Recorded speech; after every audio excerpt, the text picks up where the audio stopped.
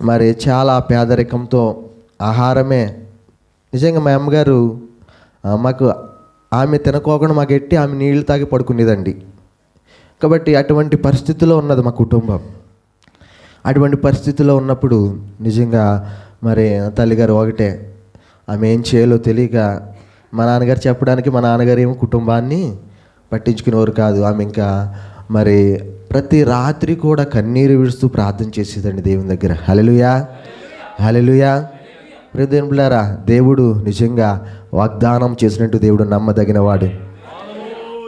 కాబట్టి నా తల్లి గారితో దేవుడు తన స్వరాన్ని వినిపించి, అమ్మా నేను బాగు చేస్తానని దేవుడు బాగు చేశాడండి. అప్పటి నుంచి ఇప్పుడు దాకా మరి ఎటువంటి ఆపరేషన్ కూడా చేయించుకోలేదండి. హల్లెలూయా. దేవుడు స్వస్థపరిచాడు. మరి దేవుడు తన సేవలు నిలబెట్టుకున్నాడండి. మరి లీతుపూడి ప్రాంతం చుట్టుప్రక్కల ప్రాంతాల నుంచి కూడా మా సంధికి వస్తారు. బందెల పద్మ గారు అంటే ఎవరైనా సరే చెప్తారు. ప్రియదేవులారా, దాని ద్వారా మరి మా అమ్మగారు కొంతమంది సేవలు నడిపించినప్పుడు, మరి కొంతమంది మా అమ్మగారి దగ్గరికి వచ్చినప్పుడు దేవుడు మా గ్రామంలో ఉన్నవారు కొంతమంది దేవుడు వారి ద్వారా స్వస్థత కలిగించి మరి అలాగా దేవుని పరిచర్యలో దేవుడు మా అమ్మగారిని నిలబెట్టుకున్నారు. మా అమ్మగారికి ప్రవచన స్వస్థత వరం ఉందండి. ప్రియదేవులారా,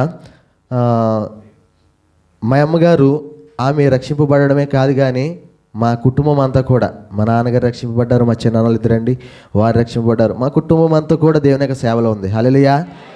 ప్రేమ దేవులారా, కాబట్టి అందుని బట్టి దేవునికి స్తోత్రం చెల్లిస్తున్నా. ప్రేమ దేవుడు దేవుని యొక్క వాక్యంలోకి వెళ్దాం. అందరూ కూడా తలలో వంచండి, చిన్న ప్రార్థన చేసుకుందాం. అందరూ కూడా తలలో వంచండి. ప్రభువా, ఇది నాన్న మాతో మీరు ఏమైతే మాట్లాడబోతున్నారో తండ్రి, అయానికే స్తోత్రములు తండ్రి. అయా నీ ప్రియ బిడ్డలతో మీరు ఏమైతే మాట్లాడబోతున్నారో ప్రభువా, అయ్యా నేను మాట్లాడితే ఎవరు వినరు తండ్రి.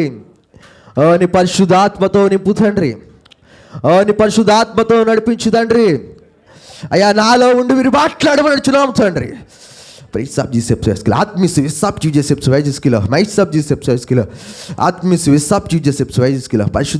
స్తోత్రం తండ్రి. అయానికే స్తోత్రం తండ్రి. ప్రభా అయ్యా మమ్మల్ని ఇంకా తండ్రి నీ సన్నిధిలో బలపరచును తండ్రి.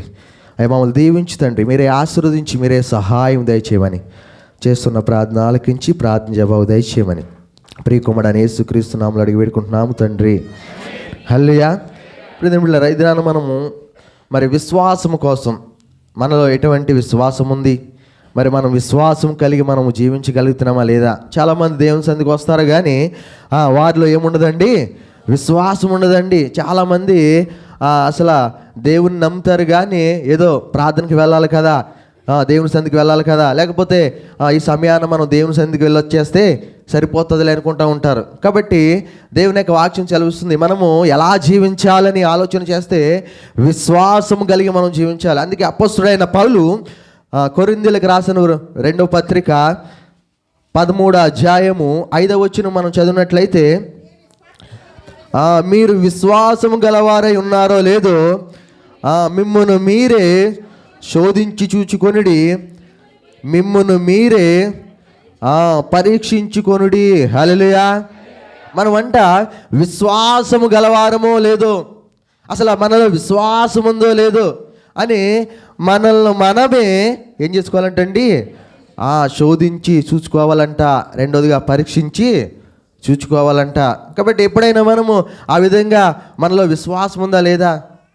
చాలామంది సమస్యలు వచ్చినప్పటికీ విశ్వాసంలోంచి ఏమవుతూ ఉంటారండి, తొట్టిల్లిపోతూ ఉంటారు, లేకపోతే పడిపోతూ ఉంటారు, లేకపోతే బాధ కలిగినప్పటికీ, లేకపోతే కష్టం వచ్చినప్పటికీ, లేకపోతే మన జీవితంలో ఏదైనా అనుకోని సంఘటన జరిగినప్పుడు మనము చాలామంది అయితే కొంతమంది అయితే ఏం చేస్తారంటే అండి దేవుని సన్నిధిని విడిచిపెట్టేస్తూ ఉంటారు. హల్లెలూయా. ప్రియదేవులారా, కొంతమంది దేవుడు నాకు ఏం చేశాడు ఇంకేం చేయాలి, ఆయన నీ కోసం తన ప్రాణాన్ని ఇచ్చేశాడు కదా. హల్లెలూయా. ప్రియమైన సంఘం ఆలోచన చేయండి. కాబట్టి మనము విశ్వాసము గలవారమో లేదో, మనలో విశ్వాసం ఉన్నదో లేదో మనల్ని మనమే శోధించుకోవాలంట, మనల్ని మనమే పరీక్షించుకోవాలంట. కాబట్టి విశ్వాసాన్ని ఎప్పుడు కూడా మనము విడిచిపెట్టకూడదండి. ఎందుకంటే దేవుని యొక్క వాక్యం చదివిస్తుంది, విశ్వాసము లేకుండా ఇష్టుడై ఉండుట అసాధ్యము. స్పష్టంగా ఈ మాట మరి పౌలు గారు రాస్తూ ఉంటారు. కాబట్టి విశ్వాసం లేకపోతే గనక దేవునికి మనము ఇష్టలుగా ఉండలేమండి. విశ్వాసం లేకపోతే మనం దేవునికి ఇష్టలుగా ఉండలేం. కాబట్టి మనలో విశ్వాసం ఉండాలి. పరిస్థితులు ఏమైనప్పటికీ కూడా మన జీవితంలో మనం విశ్వాసం కలిగే ప్రార్థన చేయాలి. హల్లెలూయా, హల్లెలూయా. ప్రియమైన సంగమా, దేవుని యొక్క వాక్యం చదువుతుంది కాబట్టి విశ్వాసం కలిగి మనం జీవించాలి. పరిశుద్ధ గ్రంథంలో మనం ఒక వ్యక్తిని చూస్తాం కదా.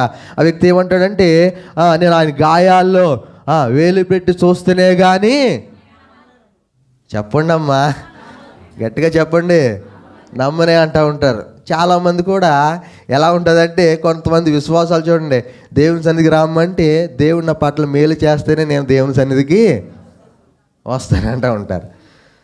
మేలు చేయకపోతే రారండి.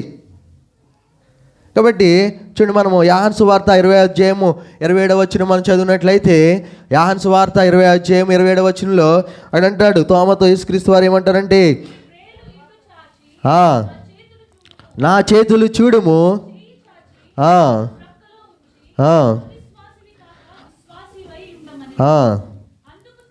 అందుకు తోమ ఆయనతో 28 చదవమ్మా. అందుకు తోమ, నా ప్రభు నా దేవా నేను, యేసు నీవు నన్ను చూచి నమ్మితివి, చూడక నమ్మిన వారు ధన్యులని అతనితో చెప్పాను. హల్లెలూయా. కాబట్టి నీవు అవిశ్వాసిగా ఉండకూడదు. యేసుక్రీస్తు వారు ఏమంటారండి, నీవు అవిశ్వాసిగా ఉండకూడదు. ఎలా ఉండాలి? విశ్వాసిగానే ఉండాలండి. మనం విశ్వాసిగానే జీవించాలి. అవిశ్వాసిగా మనం ఉండకూడదు. విశ్వాసం కలిగే మనము జీవించాలి. అందుకే చూచి నమ్మిన వారి కంటే చూడక నమ్మిన వారు ధన్యులు. హల్లెలూయా. మనం చూసి కూడా నమ్మలేని స్థితిలో ఉండిపోతున్నాం. దేవుని యొక్క కార్యాలను చూసి దేవుడు ఎలాంటి వాడో, దేవుడు ఎటువంటి కార్యాలు చేయగలవాడో మనము తెలిసి కూడా దేవుని యొద్దకు రాలేని స్థితిలో ఉండిపోతారండి చాలామంది. ప్రియమిత్రులారా, దేవుని యొక్క వాక్యాన్ని చూడండి, మనకి ఈ ప్రాంతంలో అయితే ఎక్కడ వినడానికే వినిపిస్తుంది, కానీ మన ప్రాంతాల్లో తెలుసు కదండి, అనేక దిక్కుల అనేక మైక్ యంత్రాల ద్వారా అనేక మందికి దేవుని యొక్క వాక్యం ప్రకటించబడుతుంది. చాలామంది ఆ మాటలు వింటారు, కానీ వారి యొక్క హృదయాలు తెరవబడవు, మార్చబడవండి. ప్రియమైన సంగమా, కాబట్టి మనము అవిశ్వాసులుగా ఉండకూడదు, కానీ విశ్వాసం కలిగి ఉండాలి. ప్రియమిత్రులారా, లోక సువార్త 18 మనం తీసినట్లయితే అక్కడ కొన్ని మాటలు, ఒక వ్యక్తి మరి విశ్వాసాన్ని మనం చూస్తూ ఉంటాం. లోక సువార్త 18 కాడి నుంచి చదవండి అమ్మా, త్వరగా. ఆయన యెరికో పట్టణంలోకి సమీపించినప్పుడు ఒక గ్రుడ్డివాడు త్రోవ పక్కన కూర్చుండి జనసమూహము దాటిపోచున్నట్టు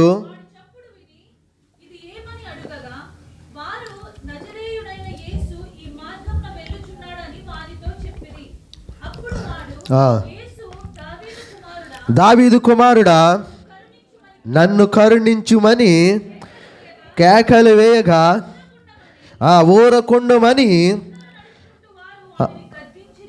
వారిని గద్దించిరి, గాని వాడు మరి ఎక్కువగా దావీదు కుమారుడా సరిపోదు. ప్రియమైన పిల్లలు, ఇక్కడ మనం చూస్తే కనుక చూడండి, ఇతడు ఎవరంటండి?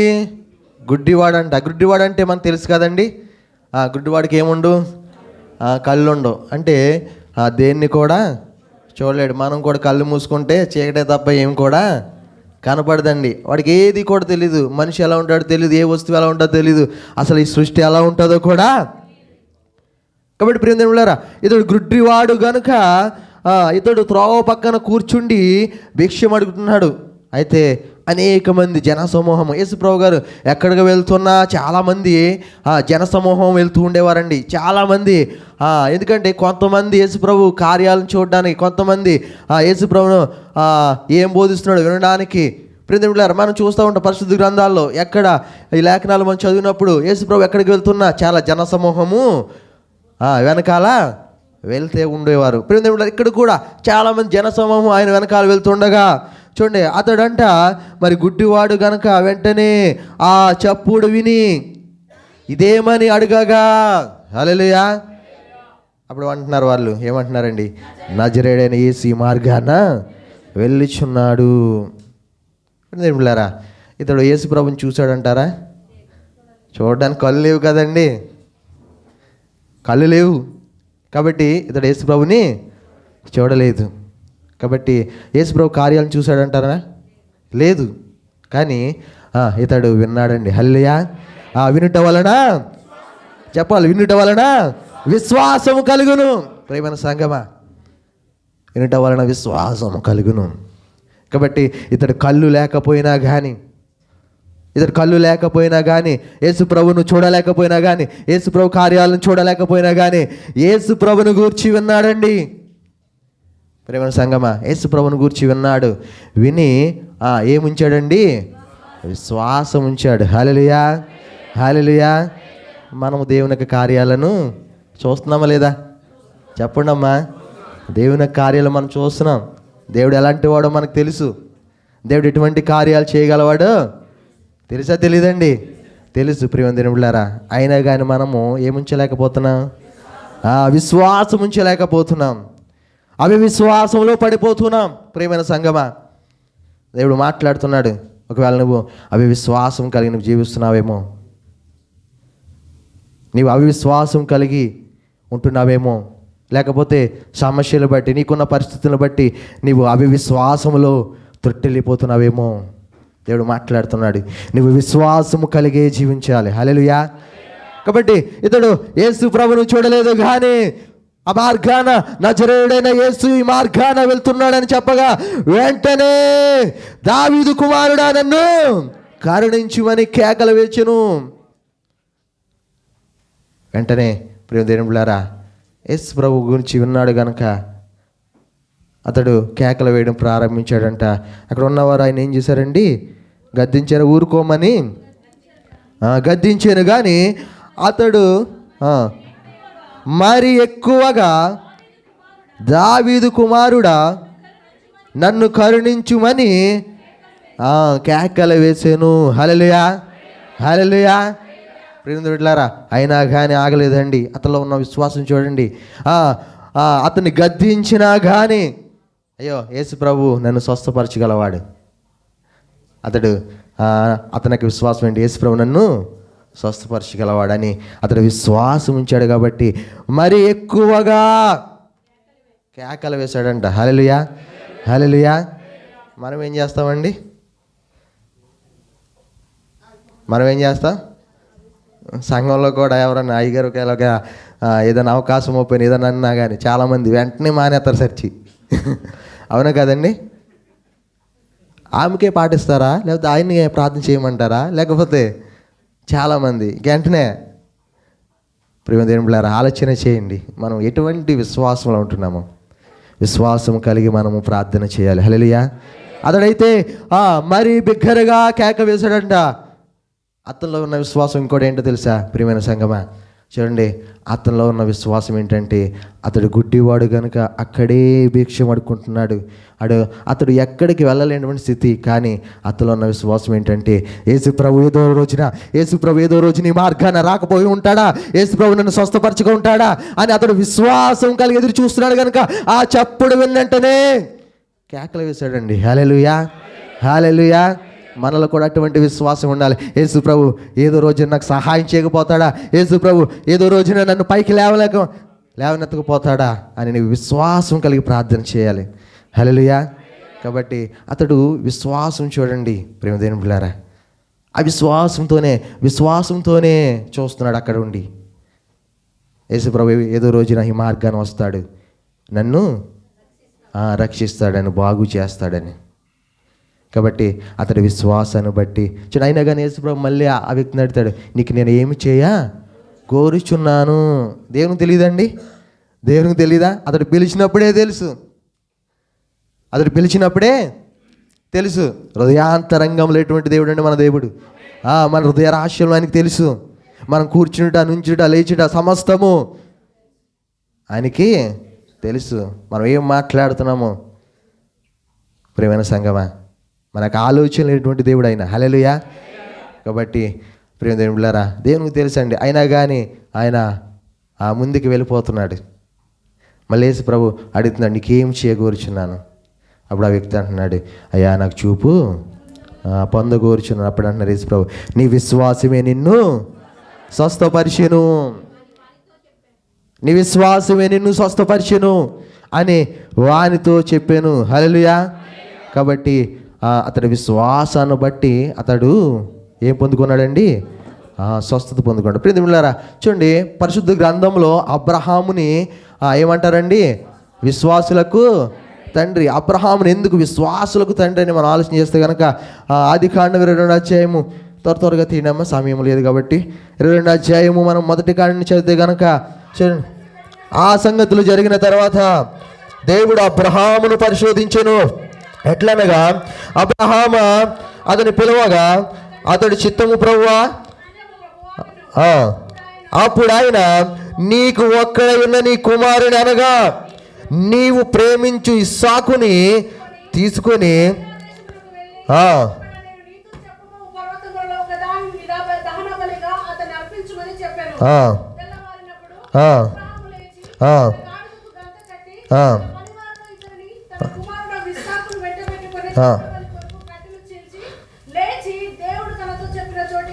వెళ్ళిన సరిపోతాం. ప్రియదేవుడు ఎక్కడ చూడండి, అబ్రహాములో ఉన్నటువంటి విశ్వాసము ఎలాగంటే చూడండి, అబ్రహాము దేవుడు ఏది చెప్తే అది చేసేవాడండి.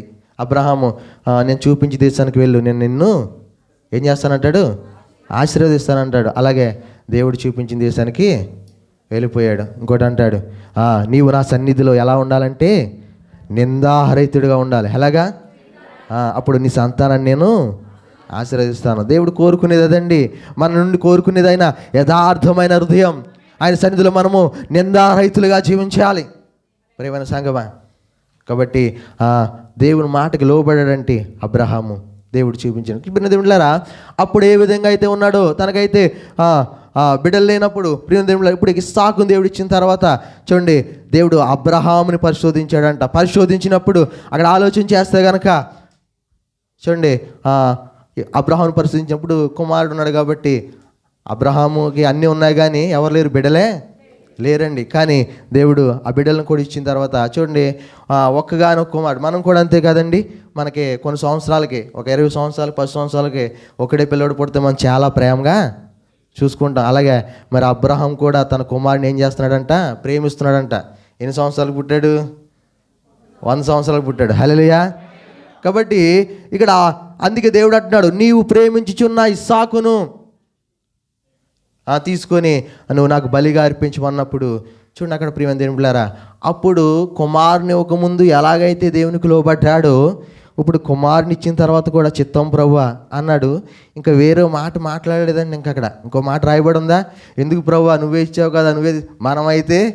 మనమైతే ఏం చేస్తామండి? మనకి ఎన్ని డౌట్లు వచ్చేతాయో, ఎందుకు ఇచ్చాడు దేవుడు, మళ్ళీ ఎందుకు తీసేసుకుంటున్నాడు. కానీ అబ్రహాము అలాగా మాట్లాడలేదు. ఒక్క మాట కూడా పలకలేదండి ప్రియమైన సంగమా. ఒక్క మాట కూడా పలకకుండా దేవుడు చెప్పినట్లుగానే సమస్తము సిద్ధపరచుకుని వెళ్ళిపోయాడండి. అందుకే అబ్రహాము విశ్వాసులకు తండ్రి. అందుకే అబ్రహాము విశ్వాసులకు తండ్రి. ప్రేమ దేవుళ్ళారా, అందుకే మనం విశ్వాసం కలిగి జీవించాలి. మార్కు సువార్త 9వ అధ్యాయం 17-19 చూస్తే కనుక అక్కడ యేసుక్రీస్తు వారు శిష్యులు అంటారు, విశ్వాసం లేని తరములారా నేను ఎంతకాలము మీతో కూడా ఉందును, ఎంతవరకు మిమ్మును సహిందును అని దేవుని యొక్క వాక్యం యేసుక్రీస్తు వారు చెప్తున్నారు ప్రియమైన సంగమా. కాబట్టి విశ్వాసం లేని వారుగా మనం జీవించకూడదండి. మనలో ఏముండాలి? విశ్వాసం ఉండాలి. విశ్వాసం ద్వారా మన కుటుంబాన్ని రక్షించుకోవాలి. హల్లెలూయా, హల్లెలూయా. కాబట్టి మనం ఏదో మన కుటుంబంలో మనం మారడమే కాదండి, మనం రక్షింపబడమే కాదు, మన భార్య రక్షింపబడాలి, లేకపోతే మన భర్త రక్షింపబడాలి, మన బిడ్డలు రక్షింపబడాలి. ఎప్పుడైనా మనం ప్రార్థన చేసాం ఆ విధంగా, ప్రభువా నా కుటుంబాన్ని రక్షించి ప్రభువా, నా బిడ్డలను రక్షించి ప్రభువా, నా భర్తను రక్షించి ప్రభువా, నా భార్యను రక్షించి ప్రభువా, ఎప్పుడన్నా విశ్వాసంతో మనం ప్రార్థన చేసామా? ప్రియదేవులారా, మనం దేవుని సందుకి నేను ఒక్కడిని వస్తే సరిపోతుందా? భార్య వస్తే సరిపోతుందా? భర్త రావక్కర్లేదా? దేవునికి ప్రతి ఒక్కరు కూడా అందుకే ఎవరు కూడా ఆయన నశించిపోవట ఇష్టం లేదు. కాబట్టి ప్రతి వ్యక్తి కూడా రక్షింపబడాలి. కాబట్టి అందుకే నశించున్న వారిని వెదకి రక్షించడానికి యేసుక్రీస్తు లోకమునకు వచ్చాను. కాబట్టి ప్రియమైన సంఘం, మన కుటుంబాన్ని రక్షించుకోవాలి. మరి విశ్వాసం కలిగి మనం ప్రార్థన చేస్తే మన కుటుంబం అంతా కూడా రక్షింపబడుతుంది. ఒకసారి అంతా కూడా లేచి మరి ఒక చిన్న పాట పాడి మనం వెంటనే ముగించే సమయం అయిపోయింది. ప్రియ దేవులారా, ప్రతి ఒక్కరు కూడా ఒకసారి లేచి నిలబడి పరిశుద్ధాత్మ దేవుడు మనతో మాట్లాడబోతున్నాం. దేవుడు మేము గారు ఇచ్చినటువంటి పరిశుద్ధాత్మ శక్తిని నాకు కూడా ఇచ్చాడండి. ఎవరైనా బలహీనలుగా ఉంటే ప్రార్థన చేయించుకోండి. దేవుడు మీ జీవితాల్లో కార్యాలు జరిగిస్తాడు. అందరూ కూడా లేచిన మరి బిగ్గరగా స్వరమెత్తి, అవునైనా నీకే స్తోత్రములైనా, మాలో విశ్వాసం లేదేమో తండ్రి, నేను విశ్వాసం లేని వారిగా మేము జీవిస్తున్నామేమో తండ్రి, అల్ప విశ్వాసులుగా మేము ఉంటున్నామేమో తండ్రి.